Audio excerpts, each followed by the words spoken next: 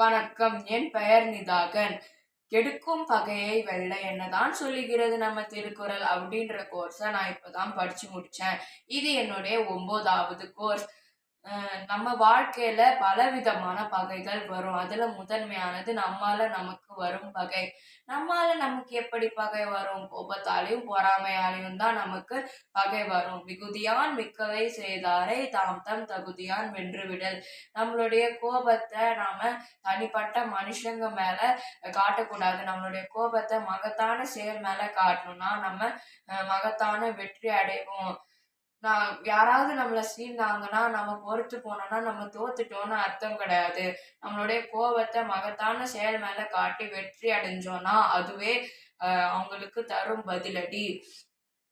பொறாமை. நம்ம என்னைக்குமே யாரு பார்த்தியும் பொறாமப்படக்கூடாது. நம்ம பொறாமப்பட்டோம்னா நம்ம அறமற்ற செயல்களை செய்வோம். அறமற்ற செயல்களை செஞ்சோம்னா அது நமக்கு தீமையை தான் தரும். அதனால நம்ம யாரை பார்த்தியும் பொறாமப்படக்கூடாது அப்படின்றத இந்த கோர்ஸ் மூலயமா கத்துக்கிட்டேன். நண்பர்களாலையும் உறவினர்களாலையும் வரும் பகையை எப்படி வெல்றது அப்படின்றதையும் நான் இந்த கோர்ஸ் மூலயமா கத்துக்கிட்டேன். எல்லைக்கண் நின்றார் துறவோர் தொலைவிடத்து தொல்லைக்கண் நின்றார் தொடர்பு.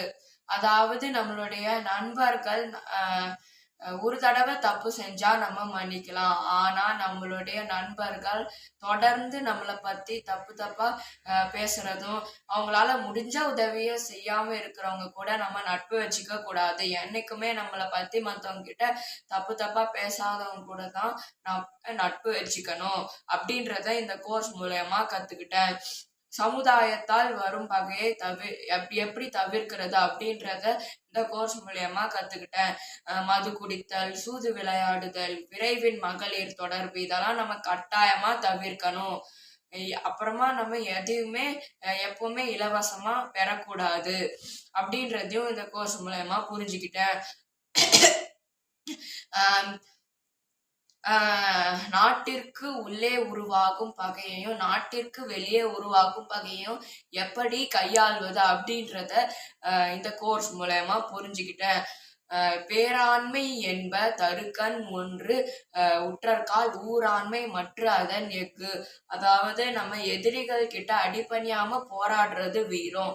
அதே சமயம் நம்ம எதிரிகளுக்கு துன்பம் வரும்பொழுது உதவி செய்யறதும் வீரம். அப்படிப்பட்ட வீரம் எஃகு போல கூர்மையானது அப்படின்றத இந்த திருக்குறள் சொல்லி தருது. நம்ம வாழ்க்கையில சில சமயங்கள் பகை வரலாம். அதை எப்படி கையாளுறது அப்படின்றத அழகா சொல்லி தந்த திருவள்ளுவர் ஐயாக்கும் ITSக்கும் என்னுடைய மனமார்ந்த நன்றிகள். நன்றி, வணக்கம்.